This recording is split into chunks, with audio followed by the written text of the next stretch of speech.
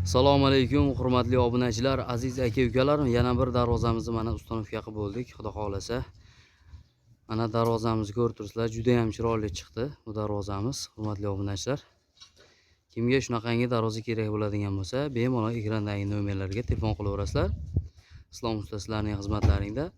Bu darvozamizni Andijon viloyati Paxtaobod tumani Ozod mahallasiga o'rnashtirdik. Xudo xolasa juda ham chiroyli chiqdi bu darvozamiz.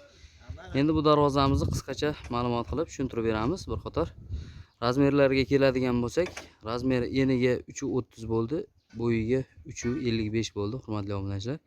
Ko'rib turibsizlar, juda ham chiroyli chiqdi bu darvozamiz. Ikki arkali darvoza, tepasini setka qilib ber deyishdi, tepasini setka qilib berdik. Mana ko'rib turibsizlar fasonlarini, dizayni juda ham chiroyli chiqdi. Yonlari 8x8, stoykasi, profillarimiz 6x4, 1,5 stengada, listlarimiz 1-2lik sharmanka list bo'ldi, hurmatli obunachilar. Darvozamiz dizaynini ko'rib turibsizlar. Chetlariga gullar qo'yib berdik. Mana holati, ochilib yopilishlari hamma yo'q o'rinda bo'ldi. Zamoklarni ham ko'rsatib qo'yaman. Zamoklarimiz ham yaxshi zamokdan qo'yildi. Daran-duron qilmaydi darvozamiz. Mana orqa holatlari. Orqasini sentr zamokni tashqaridan qilib berdik. Sentr zamokni tashqaridan nimagaki bu haligi buzilmaydi, boshqa bo'lmaydi. Tepa past bitta buraganda tepa ham past ham yopilaveradi. Tashqarida bo'lgan sababi udobniy tarafi yog'lab boshqa qilib tursa bo'laveradi. Shuni hisobiga tashqaridan qilib berdik.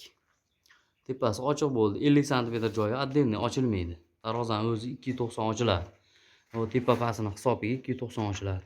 Uni tagi konteyner suyler bo'ldi. Listlarimiz 1-2lik mana.